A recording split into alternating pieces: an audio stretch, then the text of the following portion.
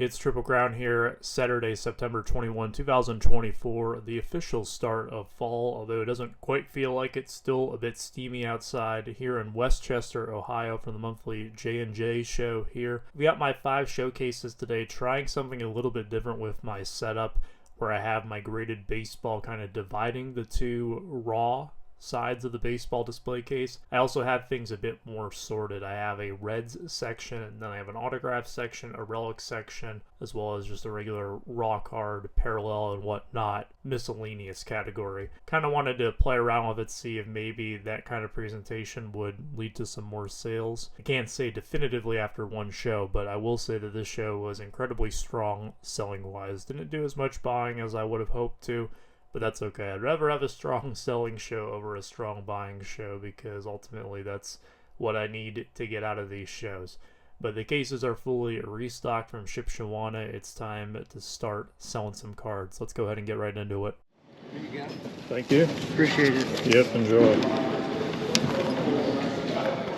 I've been one of the first dealers to arrive at the show the last few times I've had this one. It's actually worked out pretty well for me. I had a lot of other dealers making deals with me before the show opens, right as they get there. You can see I moved that Juan Soto green speckle there, and then I made a sale for a couple Riley green cards a little later on. So it's definitely been working out, usually a good sign.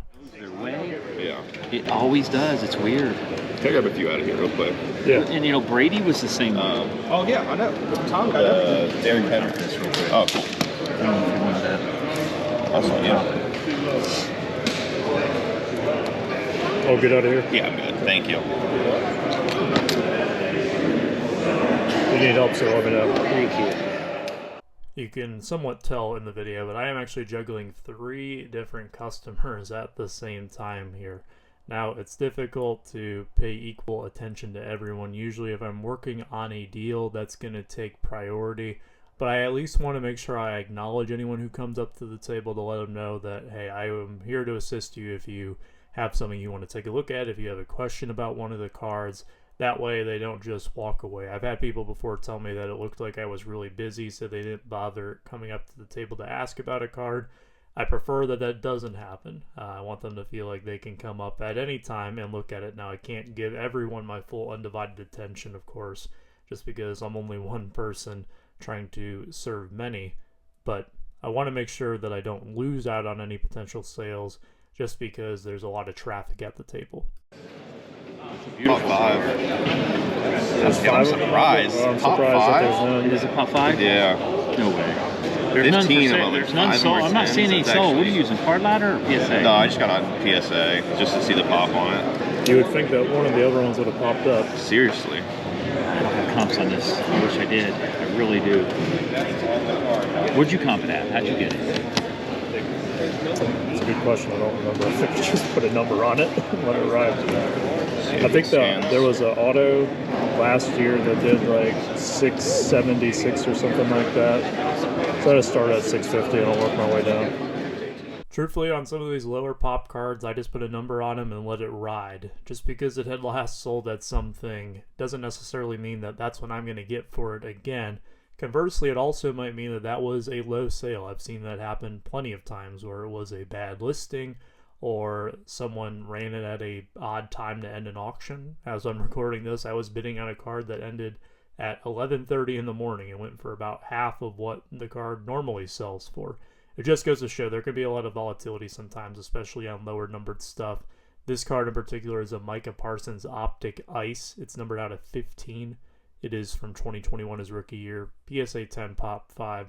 On a card like that, I am going to just put a number on it that I think I can get for it. And if someone wants to try to talk me down, I'll listen to an offer. If it works for me, great. If not, oh well, I'll hang on to it for now. It's whatever. Somebody didn't buy it. Got relisted. All right, so it is. You got 2 comps, 610, 610 and 20, right? Those are comps. Yeah, 610. Do 575 for it? Sure. All right. This is one of the few times where a card actually has some sales that I did not notice. I'm usually pretty on top of my game with it, but every now and then I'm going to miss something, and this one I missed both of the previous PSA 10 sales, which I thought it was kind of odd there were no previous ones, but sure enough was able to use some detective work here to find them. To me, $575 is more than fair on that card. Those sales happened about a year ago, if not more than a year ago at this point in time. You could say, well, the market is down X percentage since then, or whatever the case may be. But for a defensive player, as good as I think Micah Parsons is, I know he plays for a team that has a lot of hobby love. He also played at a college where there's a lot of hobby love for the alumni of that school. Just generally speaking, on defensive players, I'm going to go ahead and move on from it if it is worthwhile for me. And at $575, it is more than worthwhile for me. That card is going to be very profitable. I'll go ahead and move it at that price. Can I grab that Barry Larkin auto out of there as well? Sure.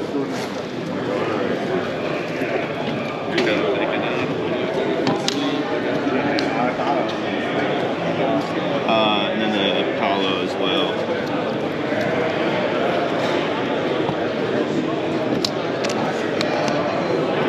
Would you get to 160 for these? You want that? Yeah. That includes this one too? Correct. Okay. Brownie points to him for making an offer on the stack, because usually I have to negotiate against myself on stacks like this. But I'm going to go through right now and calculate what I need to get on each individual card, and that's going to be my counter offer unless that number is at or below 160, in which case I will take his 160 offer. But the number that I come back with, if I come back with one, is going to have to be my best price on these, just because on stuff under $50, the margins are so tight. I'd do 175. 165. I do firm at 175. Firm at 175? Yeah. All right, that's cool. All right, cool. That's cool. Thank you.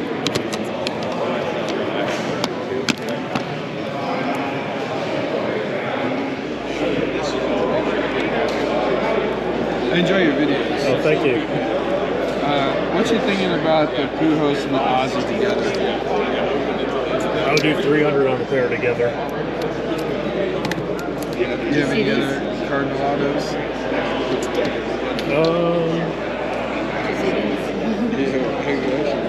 I thought you did. Just autos? Yeah. I have the Gorman up here.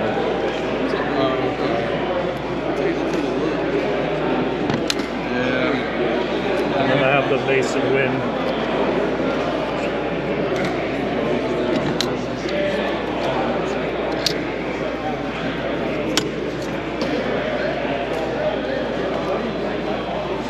For some reason I thought it was last.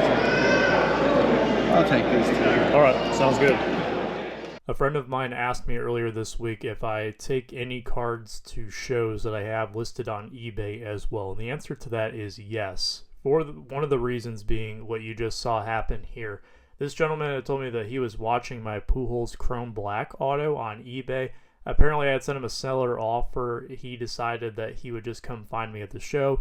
We were able to work out a bundle deal for that and the Ozzie Smith. That way it doesn't have to be shipped to him. He doesn't have to pay the sales tax on eBay. I also save myself the fees, kind of the best of both worlds there. But that's why I do it. I don't really have a public inventory list. My spreadsheet that I keep is private. It's just for my own personal records. Therefore, my eBay store is kind of the best place for me to have a inventory list, if you will. And bringing those cards to shows, sometimes people may see them there or see them in a video, decide, hey, I want to go ahead and check this out. Well, there you go. It led to a sale in this case. Would you be interested in either of these? Yeah, it's a good time for that. Out of 3? That's out of 75. There's like a small thing on the back. There's 2 little books. How much is the Hertz? So there was a PSA 9 that did like, I think it was 763. What are you asking for yours? Well, because of the mark, I mean, I'd be under that. How dare you say that to me? There were some cool like women's cards over there, like soccer. There was a raw one of these yesterday for, well, not yesterday, but a couple days ago for $335. $335? Yeah. That's sold on eBay? Yeah. Look, that's card ladder? Yep. Or hold on to it at that price. All right, yeah, no worries. Would you be able to get over that one with the 765? Probably not. Thank you. Yep. I think this clip really embodies what I talk about when I say going off of one sale can be a bit of a dangerous thing to do. As you could see from the screenshot that I showed, that one PSA 9 sale was a bit higher than the other ones. There were some earlier this year, I'm talking back in the late winter, early spring of 2024, that sold in that $600 to $700 range. It's a card that has truly gone up and down all over the place over the last 365 days. But seeing that more recent raw sale as well, I'm going to keep that in the back of my head. And I know that the buyer group for that Jalen Hurts card is likely going to be a repacker or some kind of flipper. That's usually going to be the case with some of these high-end ultra-modern quarterback cards. And I know for a fact that that last raw sale is going to be used against me. Now, there are some people who do value raw cards on the same level as PSA 9s. I am not one of them. But the argument that I've heard is that the raw card has the upside of possibly getting a PSA 10, which in theory is true. It hasn't been told to you that it's not a 10 until it is sent off, right?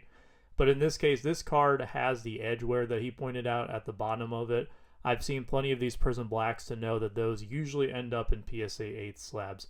So yes, it is a raw card that has the upside of a 10, but really when you examine the card, it doesn't have the upside of a 10, which would be a tough selling point for me because I would have to, at that point, hope that the potential buyer wouldn't see the damage on that card. To me, that's kind of shady.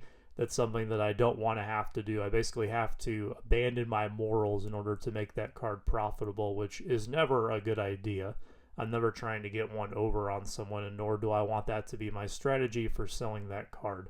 Now, I will always consider buying a card above whatever the last sale may be because, again, one sale doesn't dictate the entire market.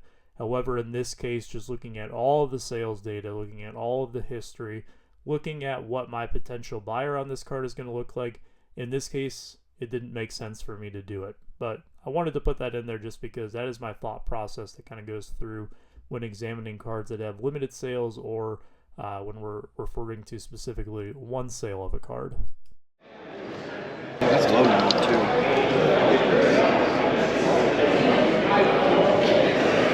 I really just need to find like a nice blue jersey. Hear my friend John talking in the background. He sold me a few cheap Ellie and Burrow slabs earlier on in the show, but he also surprised me with this gift. How about this Amon-Ra St. Brown Pen Pals auto? I told him that I was going to make sure I included this in the video, even though I didn't get the clip of him giving it to me on camera, unfortunately, but very generous, very appreciative of that. So thank you, my friend, for adding this card into my collection. Bichette? Unless you're willing to move on it a little bit just because he's so down right now. If you want to hold it, I get it. I'm also, I just missed it. I'll take the Carter Gold.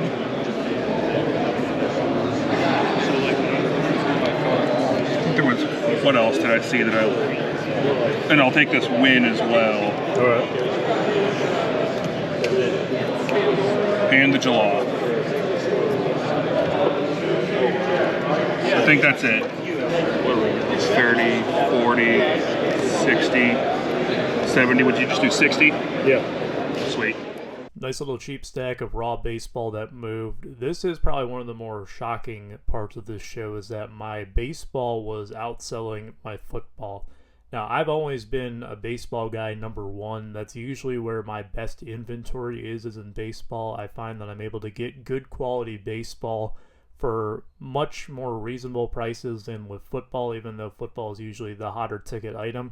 But something was different here. A lot of the baseball was drawing interest, where some of the football that I thought for sure was going to go at this show was quite stagnant. Definitely something that I'm not used to, especially in recent times. I'll take that, Jay. All right. There we are. Thank you. Alright, this inconspicuous Jazz Chisholm sale is going to lead to a whole lot more here in a second. You heard the deep, this buyer is contemplating this Francisco Lindor Finest Flashback Superfractor I have at the bottom of the baseball slab case. He is telling me that he's interested in it. To me, what this signals is that he's not quite comfortable with my sticker price. Where he wants to be at it is a little bit more off, and it's kind of trying to follow the golden rule, I guess, where he doesn't want to make an offer that he wouldn't want made to him. That's a card I'm a little more flexible on, and in those cases, I will try to encourage the buyer to make an offer, even if they think it's going to offend me, because I'm not going to get offended by the offer. I might think that it's a little bit too low, but very seldom has it been the case where an offer is just so astronomically low that I'm stunned by it. Usually it's a pretty fair offer. That was going to be the case here. I'll show you how it plays out now. Have you gotten any bites on eBay? Not yet, but I think I put it up like a week and a half ago. I'm trying to find a few other things to make that seem better in my head than just buying that. Gwen 9. Is that Otani gold? Is that's worth? Is that? There's a recent sale at like $430. The one before, but it hasn't sold before that since February. But there is one back in like September for $430. Yeah. I am admittedly high on it, but where are you comfortable at with the Lindor? 4? Let me look. Just picked a number out. No worries. I listened to my gut on that one. Yeah. That's why I asked. I mean, I would love to pay $1,000 for those 3. Don't do that. No, I couldn't do that. I guess I was seeing it at like I do $1,050 on all 3. 1,050. Yeah. Yeah, because I was at like, that would have been 850 and 150. So it would just be 9 and 150 in my head. Yeah. 1050. Yep.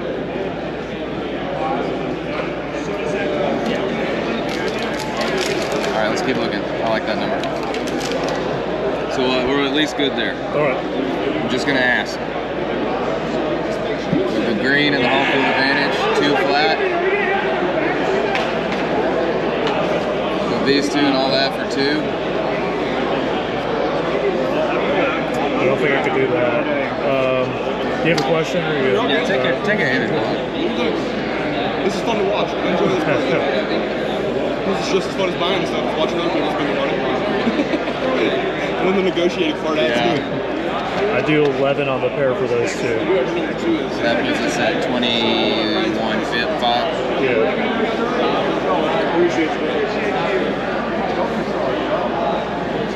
I'll go over there and bring you over 2,100 cash right now. Sure. All right.